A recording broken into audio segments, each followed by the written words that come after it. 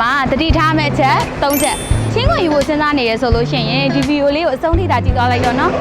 ယုံကြည်စိတ်ချရတဲ့ချင်းခွင်လုပ်ငန်းမှာဒါဝန်ဆောင်မှုကိုရယူပါချင်းခွင်မရယူခင်မှာကိုဝန်ဆောင်မှုရရှိမဲ့ချင်းခွင်လုပ်ငန်းရဲ့အကြောင်းကိုအရင်ဆုံးလေ့လာသင့်ပါတယ်မတိကျမြင်ရတဲ့သူတွေစီကိုယ့်ရဲ့အချက်လက်တွေကိုအလွယ်တကူမပို့ပေးသင့်ပါဘူးနော်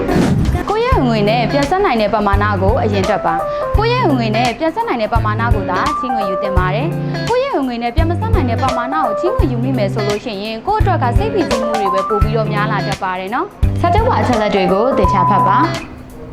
ငွေရရှိမဲ့ပမာဏအတိုးနှုန်းဝန်ဆောင်က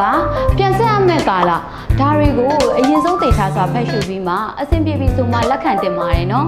အလောတကြီးလက်ခံလိုက်တာမျိုးကိုတော့လုံးဝမလုပ်သင့်ပါဘူးချင်းခွင်ရယူမယ်ဆိုလို့ရှိရင်ချင်းခွင်မျိုးစားဆောင်လင်ပြီးစေစုံနဲ့တစ်ခုကြောင့်ခိုင်မာစွာရပ်တည်နေတဲ့မဟာဘောဂကိုပဲတတိယလိုက်ပါ